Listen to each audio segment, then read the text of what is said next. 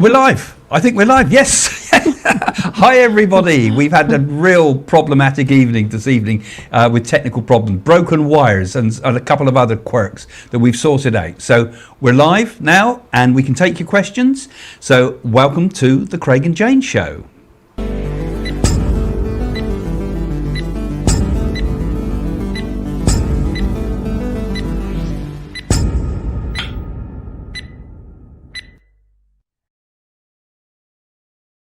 What palaver. At least it's not broken souls, Craig. Not broken souls. If you're coming after we've gone live, you know, well, here we are. Guys, you know. Hi, Sheila. We thank you for waiting, all of you. I think you've been about 3/4 of an hour waiting for us, so we can still do a show, thank goodness.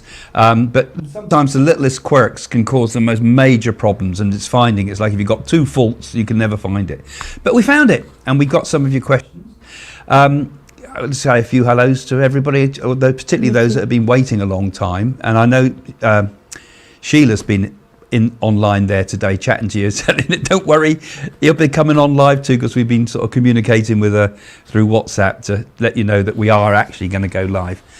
We thought we were finished actually tonight, didn't we, Jane? We Yes. tried everything in the book, everything, and we saw just new mixers, new wires, new everything, and finally, and mics, and we I think there were 2 issues, and that's always a problem if you get a double issue on something like that. So we can take a few questions. Yes. Hello from Oklahoma. Some of you have already sort of written in to me, because you know that if you're patrons, and if you're on the YouTube members type thing, I asked you, can you have some questions? And we've got some questions already. Thank you for becoming a member. That's wonderful. So you become a member. You can also ask us questions, and I put a little M+ after those, and we got a couple pre-prepared that we can chat about to get things going. And another member, thank you. It's so good if you do this, because when you actually become a member of the site, of either of the YouTube or of the Patron, which is in the description, both of them, it does help the channel and helps us with this tremendous technical setup we've got here. So let's have one of the first questions if we can, Matt. So, Craig and Jane, I'd like to know what kind of work spirits do on the other side. Well, they do quite a tremendous work, actually. Well, they're certainly not technicians, put it that way. You know, they probably, I think they've been spending their time tonight jinxing us. Well, there's healing for a start, communication and connecting to those in the material world, and bringing the two worlds together. And it depends what a person done in the material world, on the earth plane, that they can continue on with their good work on the other side, isn't it, Craig? For example, if you were a doctor, a nurse, a vet, or a famous artist. Yeah. I think when on the spirit side, I think we continue. I mean, work. I mean, I don't think people go to work, as it were. The whole nature of it, I think, is completely beyond our conception. I mean, would you work in a dream, for example? Because I think it's a bit like the world there is a bit like kind of a dream reality in a way, not an unreality. So when we do our work, I think what I think of the work is the great work. The great work is what I would call our spiritual work. The alchemists used to call it the great work. We do the great work. And I think the spirit world, we continue the great work, the work of becoming spiritual beings. And also that brings with it compassion, which means you want to help people. Yeah. And it means that where they can, they try to help us here on earth. And since spiritualism in particular, ways and means have been found to communicate. But the thing is, and develop our are mediumship. you listening? Are you awakened enough? Yeah, well, do we listen, and do the work they do, and do people really understand? But I think the spirit world look upon us, and they help with the work on the earth's plane. Right, it's a question. If spirits contact us in dreams, why do we get when we wake up? Well, it depends what the dream was, doesn't it? Well, dreams, when you dream, naturally you forget, don't you? I mean, it's very, very hard to remember your dreams in detail. Something might trigger it sometimes. Think, in the daytime, oh, right, blimey, I remember that. I wrote a whole book called Remembering Your Dreams, so it's something I went... Did you remember it, Craig? I've got a memory like a sieve for most things. But in that book, I talked about how to remember your dreams, and it's exactly the same with the spirit world contact. I think when we're asleep, we're using different functions in the mind, and memory is very different. You think about it in dreams. You'll have memories of childhood. You'll have memories. The most obscure memories seem to come into your mind sometimes. You start dreaming about something you haven't thought about for years and years and years, because I think something in the brain contacts all these different memory systems. It sees them all equally important. Old memories and new memories just as important. And it relates your feelings of the day to old memories. So it says, just like when you were 16 and you did this, or it's just like when you were a baby, or it's just like when you were a child, it's just like when somebody left you or something. You know, all the events of your life are pulled in a dream. And we forget because we're in a different state of consciousness. So in order to remember dreams, the simplest and most important thing is to write them down, basically. And write down everything that's verbal in a dream first, because those are the things we forget most. We forget what's said in a dream. The visual images will often stay with us, and also the narrative of a dream is often all over the place. So you just try to write everything you possibly can of every little clue well, see, that like comes to you. Nikki there, I up. always get vivid dreams. I feel it's like connecting. Well, you're a very creative person, aren't you, Nikki? Because your artwork and everything. So in your consciousness, you've got a very creative mind. So you're putting that in a different reality state. Yeah, and dreams are visual mainly. If you think about your dreams, most of the content in a dream is visual. Things are said and spoken in dreams, but a large part of what's happening is kind of a sense of being somewhere and a sense of what you see and feel around you.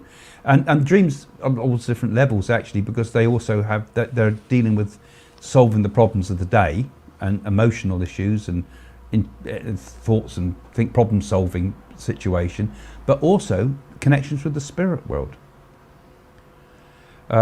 Why do spirits who left the mortal world care? Well, why shouldn't they care if they're connected with you? If it's a family member or it's somebody that's very dear to you, why shouldn't they care about you? It depends on that connection. Looks like on the screen there, Jane, you've got a spirit looking over the top of you. Yeah, I have. Methuselah, I think. Yeah, right above your head. But of course they care, don't they? Because it's all about compassion. When someone dies, you don't stop to think, oh, they're dead, don't care about them anymore. You know, that's a very selfish attitude, isn't it? I think the whole thing about life and death is compassion. I think that's the ultimate lessons we learn, that the really important things are what we love, you know, and our ability to have compassion and love and care and kindness and all those good human qualities. That's what we take with us, and we take with us a horrible side of our nature. But that's it, that's the lot, and that's why they care, because that's what's the most important things in life and death. How can you see auras, Nana? Well, from my personal experience, I see an energy field that goes all around the etheric body, and I see the most beautiful colours. But people can practice a technique where they actually, and you can quote me on this, Craig, on the fingers and that, and it's like looking at an image of a light bulb, and suddenly you see all colours, and suddenly it gets dark and blackened out. So it's like concentration on a life force around your fingers and things, and start practicing. Yeah, I'm putting up a whole video about that in the Patron section, which will also be published a bit later in the year. Basically how you see the aura. Part of it is how you look. We're not staring, we're gazing. And like Jane says, we look for the energy between 2 points in the body, particularly when we bring fingers together like this. We can look in a darkened room to see what's the lower forms of the etheric body, as it were. My personal experience, when I go to the cinema, it's very hard for me to switch off because I'm trying to concentrate on the movie, and I can see all people's auras and life energy above their heads and that. And so, you know, everybody's aura is different. You see the auras in a darkened environment. Yes. And also similarly, actually, if you've got a very strong light against the background, you also mustn't confuse it with like an after image on the retina of the brain. There's things like, so there's a whole load of things about what are auras and what aren't auras, what are retinal images, and and actually what you actually finally see as the physical aura. But once you really see it, and you particularly around the fingers, and you start being able to play with it and move it like you've got a piece of chewing gum stuck between the fingertips, you start to see it like that. And then you look up and you can see it around a person's aura, or you can even see the aura change as their mood changes. And that's really important. And people don't always see the aura. Sometimes you just sense it Most people probably sense the aura. You know when someone's in a bad mood because you can sense it. There's a strong vibration coming off that person, even if you can't see their face. And this is how the auric field works. It's not just a visual thing. It's also an emotional energy that you can sense. Right, Craig. If you have scars from operations, etc., could these scars also be from past life? It depends on what operation you had. Perhaps if somebody had like a lobotomy or something like that, it could be from a past life. But if we've got visual scars, say through cesareans or what have you, you could have a sense, I've been through this before, because most scars will heal after a time. So sometimes people might have had scars in the past life that they feel that I'm going through all this again. What's your... Yeah, I think a lot of the time it's a question of what they say is that the birthmarks we bring with us are a reflection of what happened in our previous lives. Scars. And scars that we might have on our body already, for example, might be reflections of past life. Scars from an operation in this life, well, maybe it's history repeating itself, perhaps. You could say you've got a scar in the same place where something harmed you in a previous life. That same part of the body is vulnerable, possibly. I mean, we don't know for certain. And of course, the hand and the thumbprints, I mean, these are markings that we all carry, which are unique to us and which of course can be read. I mean, the palmistry, when you do palmistry, it's fascinating how accurate palmistry can be when you start to get into it, particularly Indian palmistry, and even the idea of the thumbprint that is unique to every individual. Even identical twins have different thumbprints, for example. That would, I feel, show something unique about ourselves, which could, and I'm sure is, influenced perhaps by the past life connections. Just as the position of the moles and things on the body and birthmarks and things may reflect things. Because Chinese people are very good at face readings and moles, don't they? Because certain part of the bodies where your moles are do mean symbolic things from past lives they too. Important connections. Right, too. Sheila. Hello. I believe in aliens because some very dear friends and the children saw greys. When will there be disclosure and connection and access to the technology for the benefit of humanity? You're pushing that one over to me straight Certainly, away. Why not? You're very blessed to have that question thinking from me. I want to hear what Jane has to say about this one. Well, I have also spoken to people that have seen the greys and so forth, as they call them. One or two of those people were very suspect, I'm afraid. What are they? But one or two were quite sensible people.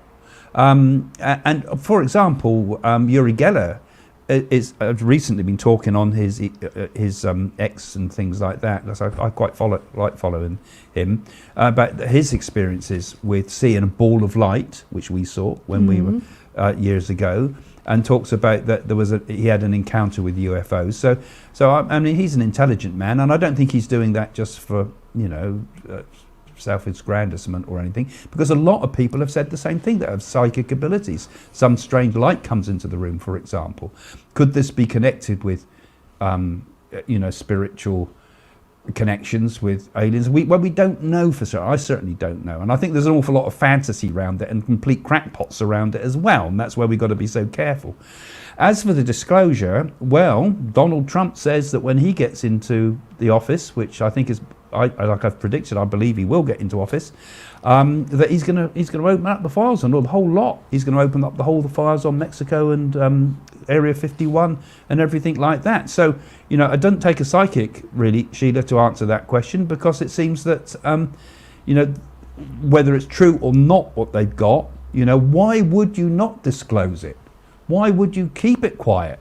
I mean, military stuff, yeah, but if there's anything there about UFOs, it takes someone to, do that. So would it be for the betterment of humanity? And of course, the big question is, have they already got it already? Is what we're seeing being wheeled out slowly with AI perhaps, and with the technologies that we're beginning to suddenly see come onto the scene, have there been hints of those things in the past?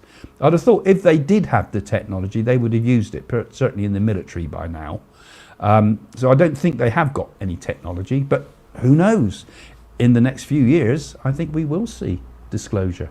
I think there's a lot that As if Trump gets they in. don't reveal, and that they keep it top secret. Yeah, is the stuff, of course, the question is why, what are they up to, sort of thing, what are they hiding, are aliens walking amongst us already, have we already been taken over, are we a computer simulation, all these sort of questions. To think of it, Craig, you've got a bit of an alien look about I remember that woman that came to our house and was convinced I was an alien. It was a bit embarrassing, but she was so convinced I was an alien. I felt as if it was like someone trying to expose me, so, I know what you are, you're an alien. No, I'm not. Yes, you are. So maybe I am, I don't know. Right. But, Would you say that fear for something stems from past lives? For example, irrational fear for knives. I even fear little fruit knife. Yes, that could be. You could have had, in a past incarnation, could have been stabbed or something like that. I mean, everybody's got fears of some sort, if it's spiders.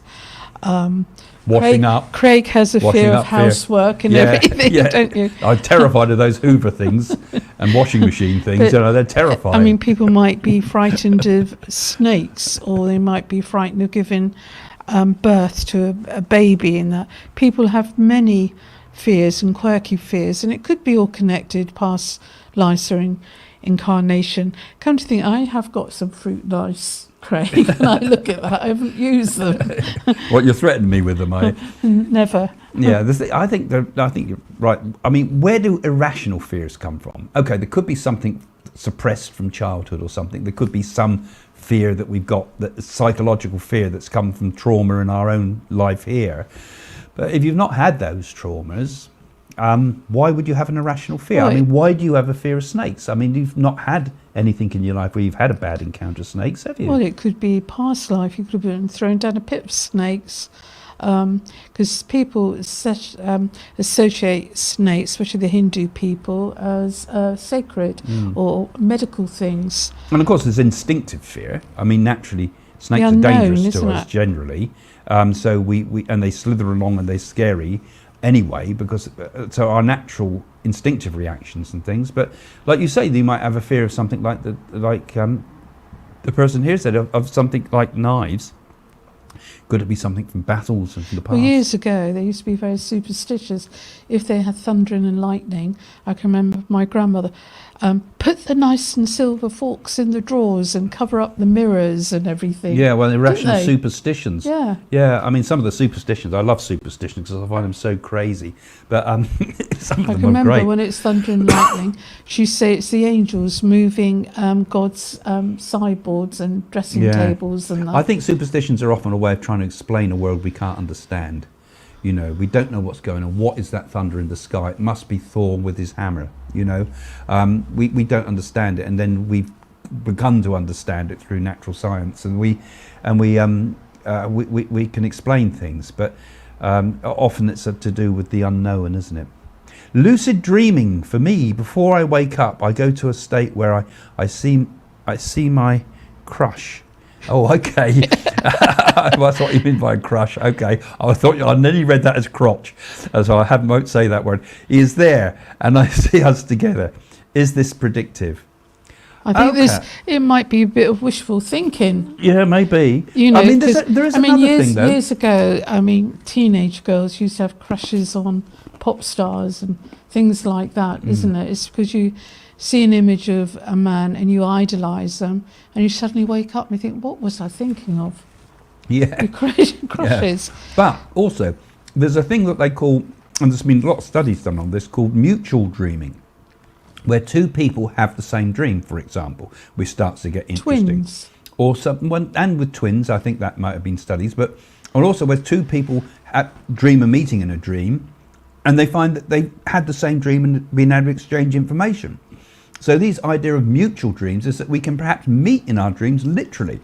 And particularly when people have got a crush on each other, you know, you meet the person in your dreams. There's a strong spiritual connection with you. There's a strong need to want to be with each other.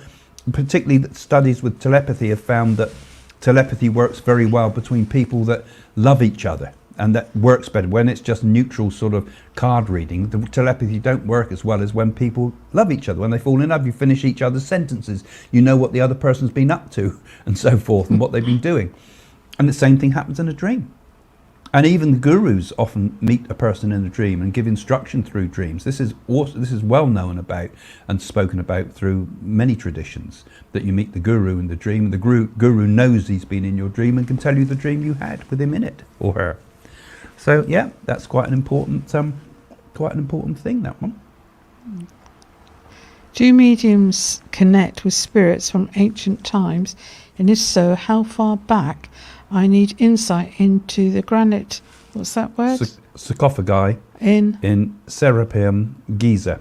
So there was a granite sarcophagus found in the Pyramid of Giza, which it's remnants of what they don't know whether that was if that was a body in there, because there was no bodies found in the Pyramid of Cheops at Giza. Well, so they don't know we don't even know if it was meant to be for a body, or whether some people say that it was used as an astral projection device.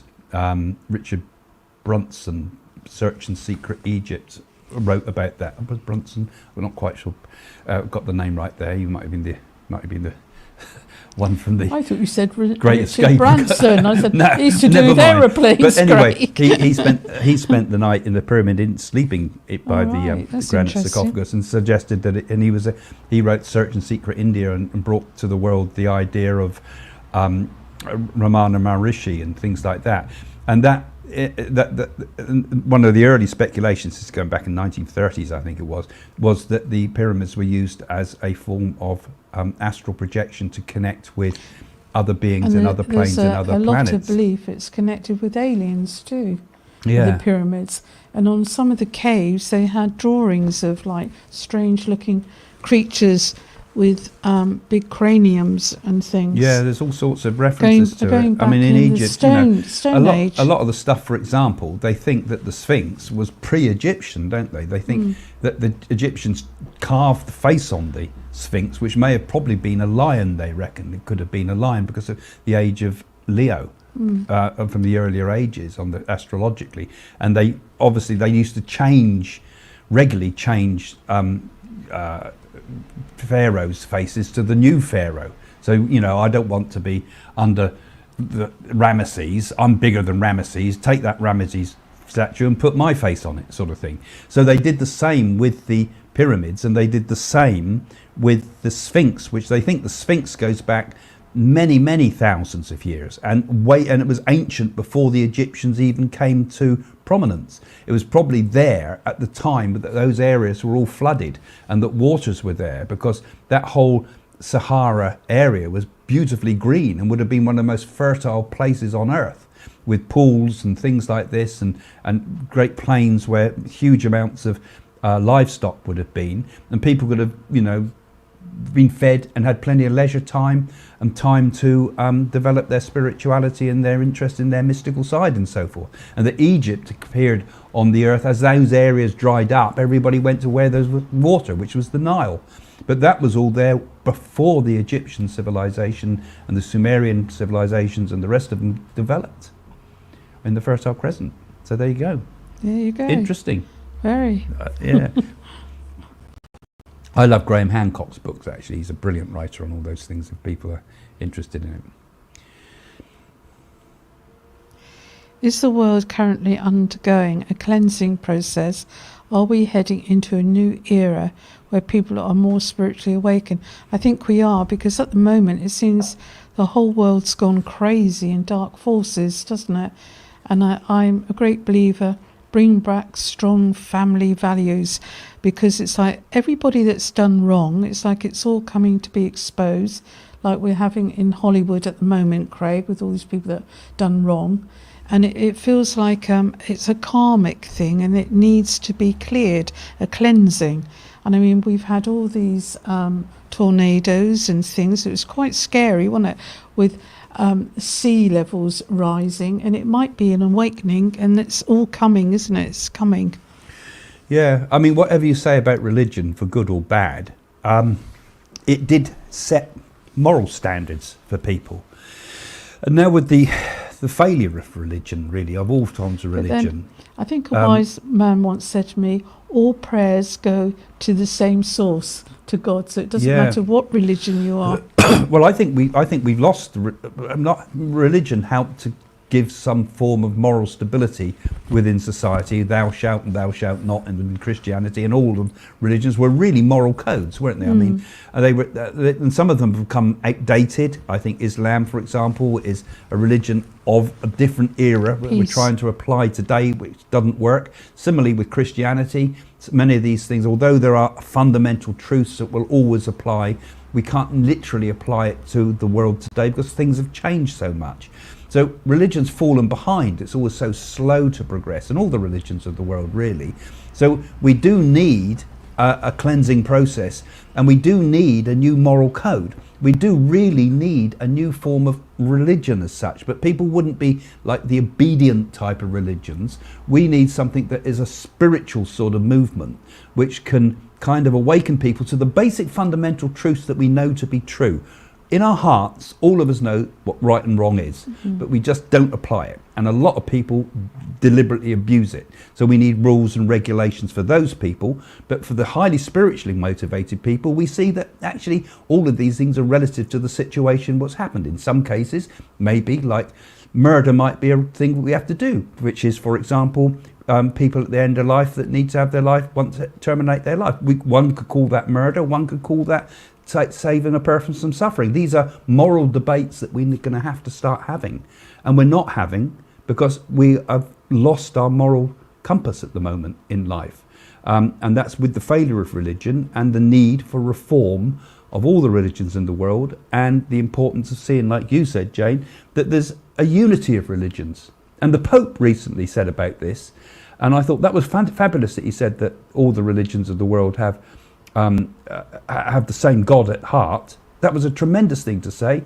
And yet I see other videos out there on YouTube now where people who are fundamentalist Christians, for example, are saying this man's an evil man because he says that only through Jesus can we come to God. You know, only through me can you come to God, said Jesus. So all these interpretations start pouring in and saying, you know, he's the Antichrist.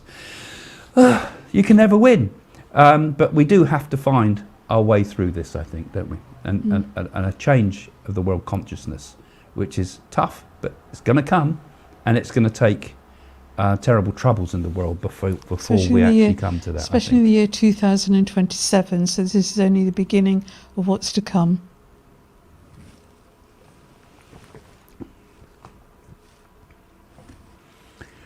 Okay. Craig, I'm training to be a platform medium, starting on Zoom and then in front of a church congregation. That means a spiritualist church, I presume. When doing mediumship alone, it flows, but I get stuck in public. Any advice? When doing mediumship alone, yes, well, any form of mediumship has to be done with somebody to prove it. So, yes, perhaps you mean mediumship person to person, like a private sitting with somebody, that works. Or perhaps if it's in a circle setting, because if you were training as a platform medium, what you do is to train as a platform medium is you basically sit in what we call a circle, in which we sit in a room and we'd all sit round in a circle of chairs and each would take turns giving messages to one another or a guest that is brought into that development circle, using things such as psychometry as the first starting point, because you hold an object and talk about it, and objects that have been bought, so you can practice. But then when you get up on the platform, which is where you're demonstrating to what is a small audience, and it happens within spiritualism, suddenly that's where people kind of freeze up. But actually, I would always say to any developing mediums, it's not the circles. The harder bit, actually, when you actually get in front of a public audience, I actually find the mediumship gets easier, because what you're doing is you're picking up on that huge energy of all the people that are working with you. And if you get a good first message, that's the important bit, actually. If you get a good start, you usually find the energy lifts. But if you stumble on your first message, it's like, oh, is he any good or not? I don't know. You know, and you can feel the energy drop. So use things like humour, use things like cheerfulness, get people excited and laughing. gets the energy up, and you'll find your platform mediumship will be much easier than where you're working with like you say, on your own with others, right, with small groups. So we're going to be saying bye soon, folks, but thanks ever so much for all the patrons that have been particularly supporting the site, and the YouTube members. And if you want to have a look in the description below, you can see how to become a member. You can then, whichever platform you use, whether it's the YouTube one or the Patreon one, you can ask us questions. Some of these questions that have come up tonight have been live, but there's also been one or two in there that have been seeded already in advance by the patrons. So that's one of the benefits, as well as actually now, particularly in the Patreon area, and well, in both areas actually, the same videos have been going up for those, but we've also been doing a lot of teaching videos about things like mediumship, about things like psychometry, about seeing the aura and things like that.